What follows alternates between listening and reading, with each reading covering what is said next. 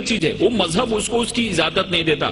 نام و نسب زمین کے نسلوں میں بٹ گئے، آدم کے بیٹے کتنے قبیلوں میں بٹ گئے، آئے ہیں جب سے پیش امامت کے مسئلے، سجدے ہمارے کتنے مرحلوں میں بٹ گئے. دیں کس طرح سے قوم کو الزام گمراہی، جب رہنما ہی قوم کے فرقوں میں بٹ گئے. اگر رہنما ہی فرقوں میں بٹ گئے اور انہوں نے اس چیز کو نہیں سمجھا، اس کو مقصد کو نہیں سمجھا، تو ہم اس مہان اور اس گریٹ ریلیجن کو کیوں دوش دیں جنہوں نے پوری دنیا میں امن کو لایا. یہ سمجھنے کی چیز ہے، کیونکہ بہت ساری چیزیں مجھ کو بھی معلوم نہیں تھی. میرے بھی من میں بہت سارے مس انڈرسٹینڈنگ تھے. جب میں نے اسلام کو پڑھا اور اسلام جاننے والوں سے چرچا کی تو میرے من میں بہت سارے مس انڈرسٹینڈنگ تھے، وہ مس انڈرسٹینڈنگ دور ہو گئے. ایک جگہ ایسی آیت آئی ہے جہاں پہ کہا گیا ہے کہ اس دنیا کی کوئی بھی ایسی جگہ نہیں ہے جہاں پہ ہم نے اپنے نبی اور رسول نہ بھیجا. 1,24,000 ہم نے اپنے نبی رسول دنیا میں بھیجے، جس میں سے 25 کا نام قرآن میں آیا ہے. دنیا کی کوئی بھی ایسی جگہ نہیں ہے جہاں پہ ہم نے نبی رسول نہ بھیجے ہو، اور پوری دنیا جو ہے وہ خدا کی بنائی ہوئی ہے. اس لیے خدا کے لیے ایک شبد یوز کیا گیا ہے. گاڈ جو ہے، خدا جو ہے وہ رب العالمین ہے، اور پروفٹ محمد جو ہیں وہ رحمت العالمین ہے. خدا ہر ایک کے لیے.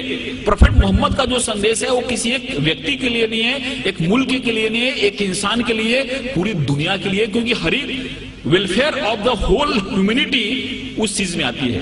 اس لیے اس چیز کو جب ہم سمجھتے ہیں، اس چیز کو ہم اپنے ذہن میں لاتے ہیں، تو ہم کو ایسا لگتا ہے کہ اسلام جو ہے، اسلام کا جو مین، جس کو ہم گابھا مراٹھیوں بولیں، ایسنس بولیں، ہندی میں سار بولیں، وہ ہے کہ انسان ایک کیسے بہتر زندگی جی سکتا ہے اور خدا کے کیسے قریب جا سکتا ہے.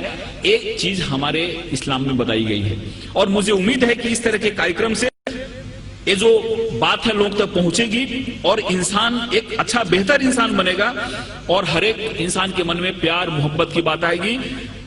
قرآن میں جہاد جو شبد ہے، لفظ ہے، کیول 41 ٹائم آیا ہے.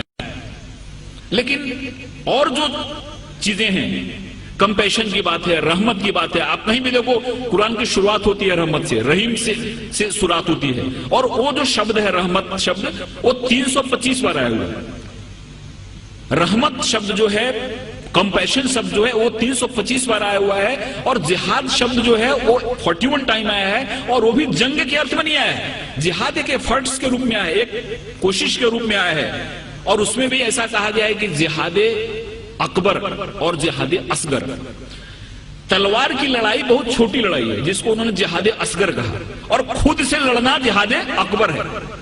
سب سے بڑی لڑائی ہے خود سے لڑنا. ہمارے اندر جو وکار ہے، ہمارے اندر جو دوش ہیں، ہمارے اندر جو خامیاں ہیں، ان خامیوں سے لڑنا سب سے بڑی لڑائی جس کو جہاد اکبر کہا. اور تلوار کی لڑائی چھوٹی لڑائی ہے، اس لڑائی کو بہت زیادہ ترجیح نہیں دی، وہ جہاد اصغر ہے.